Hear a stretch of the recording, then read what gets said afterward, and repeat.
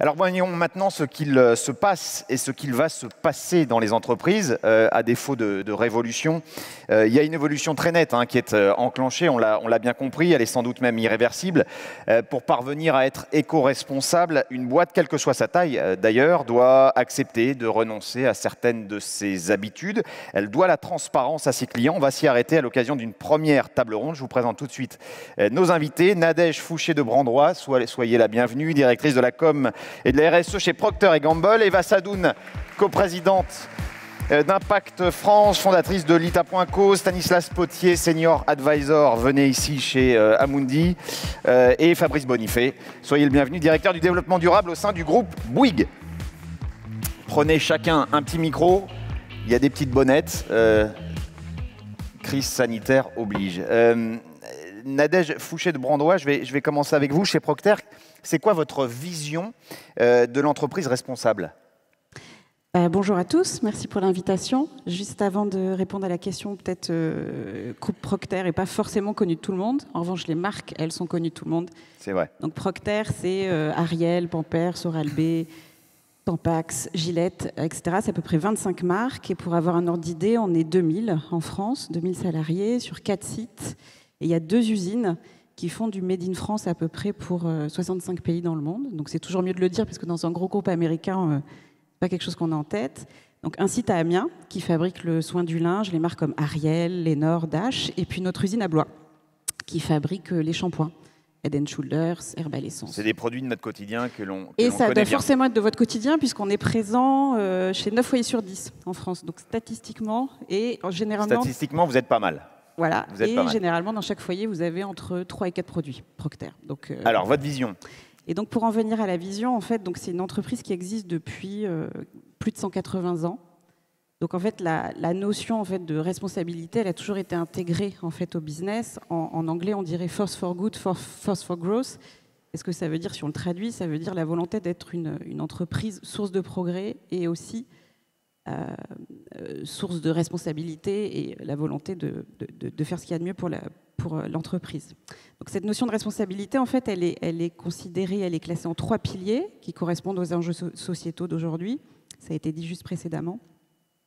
Et les 3 piliers, quels sont-ils? Le premier, c'est la responsabilité environnementale, donc on va y revenir. Le deuxième, c'est comment aider les plus vulnérables, donc en anglais, le community impact, comment est-ce qu'on agit avec les gens qui sont autour de nous et qui en ont le plus besoin. Et le troisième pilier, qui souvent est le plus connu pour les marques Procter, qui sont égalité et inclusion. Égalité et inclusion, c'est quoi? C'est comment est-ce que la puissance des marques arrive en fait à faire bouger les lignes de la société.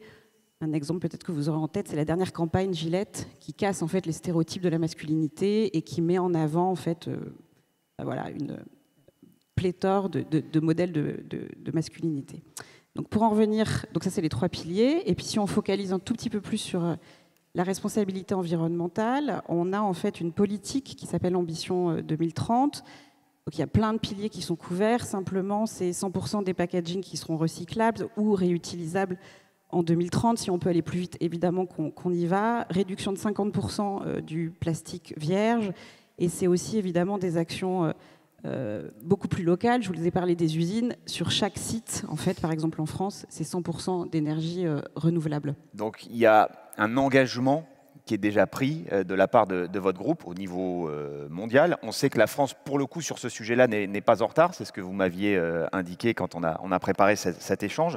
Le consommateur, si on parle de lui, il veut allier la transparence, la défense de l'environnement et encore et toujours l'efficacité du produit. C'est quand même peut-être ça, d'ailleurs, le point de départ.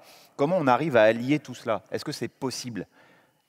En fait, et moi je l'ai appris en travaillant dans un groupe américain, parce que je suis française, j'avais pas conscience en fait que le français était, comment est-ce que je pourrais dire, un animal si particulier et si aussi intéressant pour un groupe américain.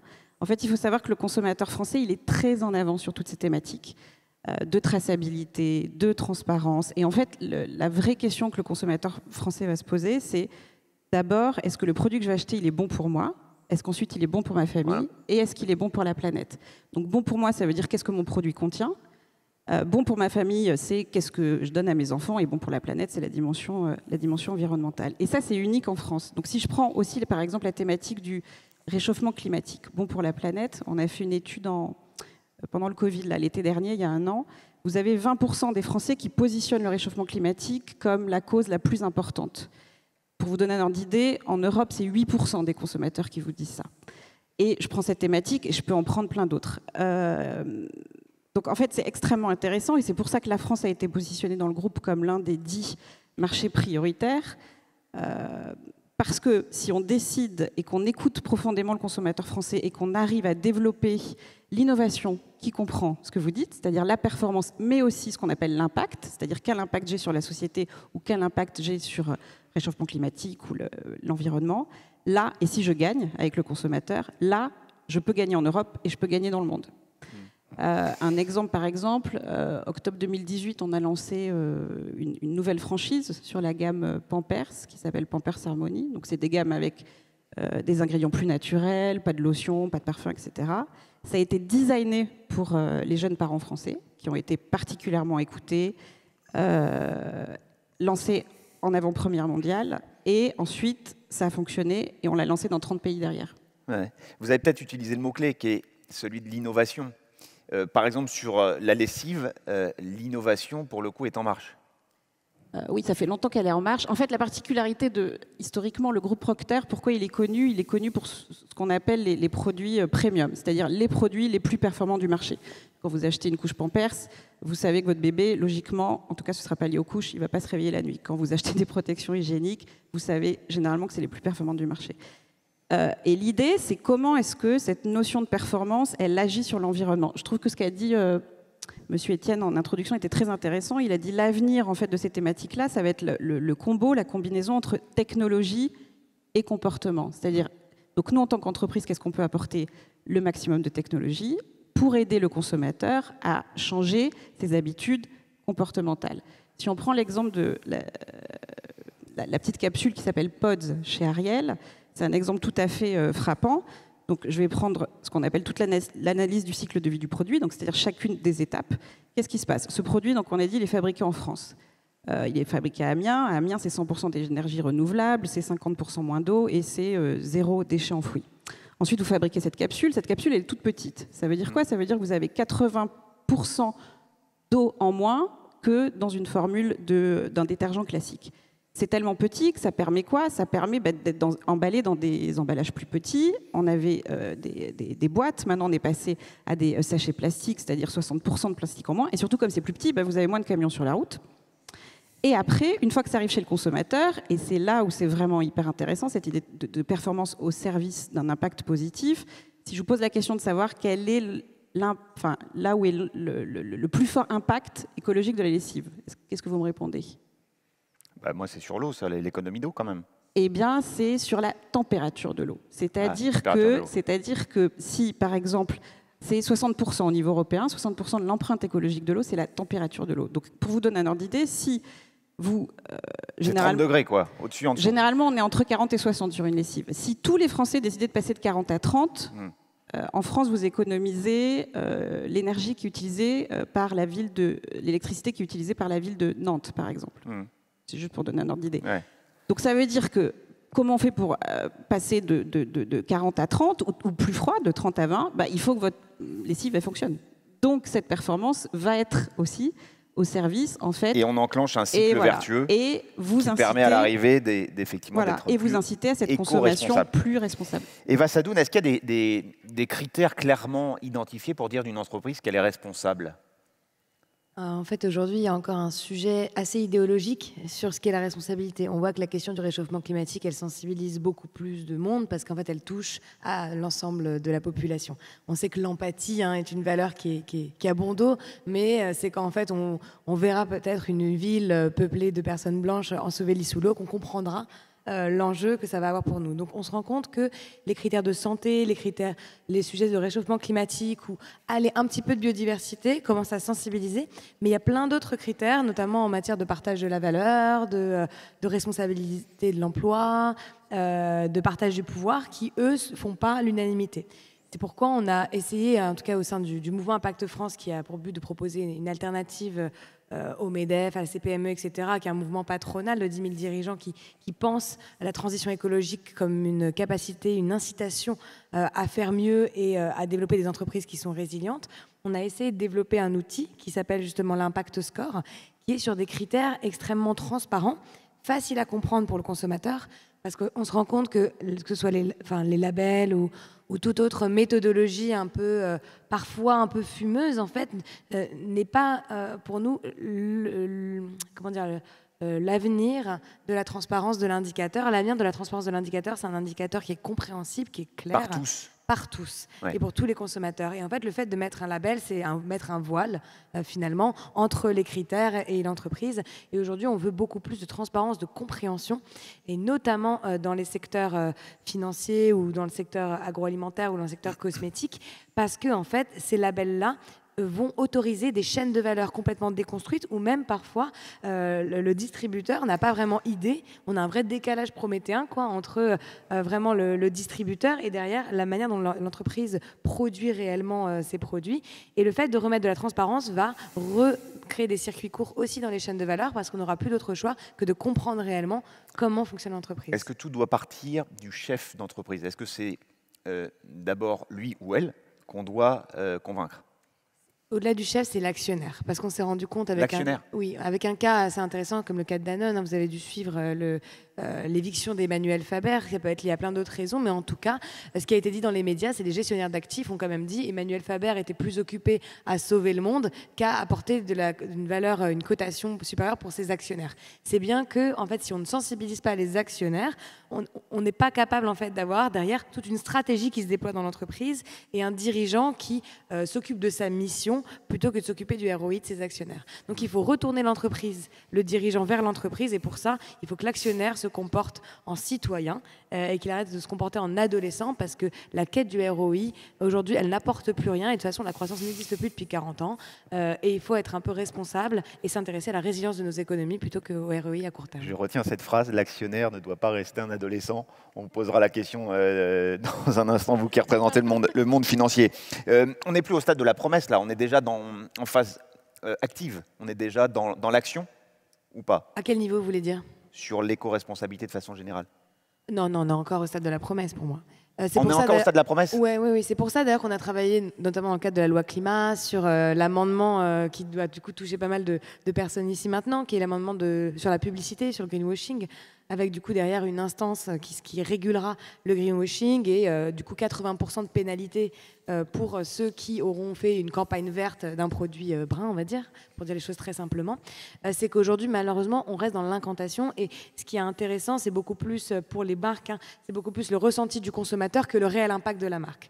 Et il faut qu'on passe dans un état régulatoire, quoi. Il faut vraiment qu'on régule, parce que ce sera le CSE peut faire beaucoup de choses en matière de progression et de transition écologique de l'entreprise, mais le degré d'incertitude de l'avenir de certaines marques rend parfois le dialogue social un peu compliqué sur ces sujets. Et il faut qu'il y ait vraiment de la régulation qui soit capable d'encadrer l'avenir de ces entreprises, parce qu'il y a des modèles d'affaires qui pourront plus fonctionner demain, et ça, il faut l'accepter et avoir une vision plutôt macro qu'au niveau de l'entreprise. Stanislas Potier, Amundi, gestionnaire d'actifs. On rebondit sur ce que vient de dire Eva Sadoun. Ça se passe finalement au niveau des actionnaires. Ce sont eux qu'il faut d'abord et avant tout convaincre. Absolument. Alors nous, on n'a pas attendu d'être adolescent pour être responsable, puisqu'on a un peu plus de 10 ans. On est tout à fait responsable. Amundi, pour replacer vite fait, c'est à peu près 5000 personnes dans le monde, avec une forte empreinte évidemment historique européenne, mais aussi très grande présence en Asie et en Amérique. Et on gère à peu près un petit peu moins de 1800 milliards d'euros aujourd'hui, et avec des engagements pris il y a quelques années maintenant assez forts d'intégrer l'ESG, comme on dit, c'est-à-dire en fait finalement le screening extra-financier de responsabilité de tous les actifs dans lesquels on investit, à tous les modes de gestion, tous les types de fonds, etc., partout. Donc aujourd'hui, on peut dire qu'on a environ 700 milliards d'euros gérés avec un screening ESG actif. Est-ce qu'on peut dire que les entreprises les plus performantes sont celles qui ont d'ores et déjà intégré la RSE? Oui, il n'y a absolument pas de contradiction. Pendant longtemps, on disait ah oui, non, si on va chercher la responsabilité, on va renier la rentabilité. On va être moins performant, etc. Alors déjà, le raisonnement était complètement faux sur la performance économique. Une entreprise qui n'est pas corrompue, qui fait attention à ses salariés, à ses clients, aux régulateurs, en général, elle a plutôt des bons résultats économiques. C'est vrai que la documentation sur les résultats sur les marchés financiers en termes de parcours de l'action n'était pas toujours très convaincant. Il se trouve que nous, on a fait des études quantitatives sur les dernières années et en fait, on voit que la situation devient très claire à partir de 2014. Pourquoi 2014? Parce qu'en fait, il faut attendre les années 2010 post pour avoir des informations ESG robustes, comparables, de qualité, des reporting de la part des entreprises qui veulent dire quelque chose. Et donc là, quand on commence à regarder les entreprises responsables et leur comportement sur les marchés financiers à partir de cette période-là, on voit que celles qui sont les plus performantes sur le plan extra-financier sont aussi celles qui sont les plus performantes en share price. C'est-à-dire que elles intéressent évidemment les gérants, les actionnaires, et qu'il n'y a absolument pas contradiction, au contraire. L'explication, elle est très très simple. C'est qu'aujourd'hui, vous avez une envie de la part de toute la chaîne de l'épargne, en fait, de s'investir dans des produits responsables. Et donc, comme il y en a pas beaucoup, au sens où déjà il faut les repérer, il faut les rater, il faut prouver leur performance extra-financière. Eh bien, ils ont un meilleur parcours boursier parce qu'il y a beaucoup de demandes et peu d'offres. Voilà, c'est aussi simple que ça. Et sur le financement, par exemple, qu'est-ce que vous demandez à une entreprise? Quels indicateurs vous regardez? Alors, ce qui est très compliqué, c'est que nous, on a un univers d'investissement d'environ, on va dire, 10 000 entreprises dans le monde, tous secteurs confondus. Donc, dans le meilleur des mondes, un gérant, ce qu'il voudrait, c'est qu'il y ait des indicateurs qui soient très robustes, comparables. Alors, on sait très bien qu'il y en a qui sont comparables pour tous les secteurs, mais il y en a qui sont spécifiques à certains secteurs, mais ça va très bien. Et comme ça, on construit les portefeuilles de façon raisonnable, de façon très... responsable. Oui, non mais seulement responsable, mais je veux dire non subjective. Alors, en fait, aujourd'hui, ce n'est pas le cas. Vous avez des agences de notation, et tous les émetteurs le savent malheureusement, des agences de notation extra-financières qui ont des questionnaires, c'est des boîtes noires, on ne sait pas ce qu'on remplit, les indicateurs changent d'année en année, et elles ne sont pas d'accord entre elles. La corrélation des notations par ces agences-là est de l'ordre de 40-45%, alors qu'en matière de notation crédit, c'est de l'ordre de 80%, un peu moins. Donc ça va se normaliser, ça va progresser, mais aujourd'hui, ce n'est pas le cas. Nous, chez Amundi, qu'est-ce qu'on fait? On regarde un peu tout ce qui se fait et on agrège. Ce n'est pas complètement satisfaisant. Et puis, on a évidemment notre propre point de vue. Donc, le grand enjeu aujourd'hui pour repérer les entreprises responsables, c'est d'essayer de se concentrer sur les indicateurs les plus pertinents, avoir quelque chose de lisible, que les gens, tous les gens, c'est-à-dire les entreprises, les salariés, les clients, les citoyens, les investisseurs, comprennent pourquoi cette entreprise est bien notée ou pas notée ou mal notée. Aujourd'hui, ce n'est pas le cas. On ne comprend pas. C'est ça, parce que non, elles veulent rien dire. Je suis une entreprise, j'ai une mauvaise note, je ne sais pas pourquoi j'ai une mauvaise note et je ne sais pas comment l'améliorer. Vous ne savez pas pourquoi, parce qu'on mélange les choux et les carottes, on mélange l'environnement, le social, l'éthique, etc. Et on change la façon de noter d'année en année. Et ça va changer, ça ou pas? Oui, c'est en train de changer. C'est en train de changer, c'est possible. Nous, on est en train de mener la réflexion et de faire progresser notre méthode d'évaluation. Et vous avez aujourd'hui une grande bataille de normes, en fait, puisque tout ça est en train de se normaliser progressivement, entre une façon de faire, on va dire, si on veut résumer, à l'anglo-saxonne, qui est plutôt de conformité, box-ticking, etc., et qui a certaines vues sur le pilier social et sur la façon de noter les entreprises dans leur performance sociale, et puis une vision plus européenne, qui est plus dans l'appréciation de la dynamique, plus qualitative, et surtout qui ne mesure pas, ou qui voudrait ne pas mesurer la performance sociale de la même manière. Pour faire court, soit vous avez une société segmentée et vous allez mesurer en quantitatif la représentativité de toutes les minorités chez vous, soit vous vous intéressez à la cohésion sociale et par exemple aux échelles de salaire et à la représentation des salariés dans les instances de gouvernance, mais ça, les Américains, ils n'aiment pas trop. Donc, il faut avoir conscience que ces sujets en apparence techniques sont en fait très politiques et que c'est une bataille qui se mène aujourd'hui. Mais il y a matière à être sans doute optimiste pour les mois ou les années à venir. Oui, parce qu'il y a des gens très bien en Europe qui essayent de mener la bataille. Fabrice Bonifay, en charge de la RSE au sein du groupe Bouygues, vous avez même écrit un bouquin qui s'appelle « L'entreprise contributive chez Duno ». Faire évoluer une entreprise sur le sujet, j'ai envie de dire, c'est plus facile à dire qu'à faire. Est-ce qu'il y a des leviers clairement identifiés pour agir ? au-delà de la sincérité qui triomphe de tout, lorsqu'on pense ce qu'on dit, les leviers, c'est de faire prendre conscience d'abord des ordres de grandeur. Je pense que tout le monde a conscience de ce qui est en train de se passer, mais les gens n'imaginent pas encore complètement la nature des actions à mettre en place, car on ne parle pas suffisamment de ces sujets dans les grands médias de masse. Et les ordres de grandeur, je vais rappeler quelques-uns. Si on veut limiter à 1,5 degré, ce qu'a dit Jean-Louis Etienne tout à l'heure, il ne faut pas dépasser 300 gigatonnes de CO2 émis d'ici 2100. Au rythme actuel, dans 7 ans, on aura bouffé le budget. Donc ça vous donne la nature du coup de frein qu'il va falloir qu'on donne à l'économie pour sauver le climat, donc sauver l'humanité.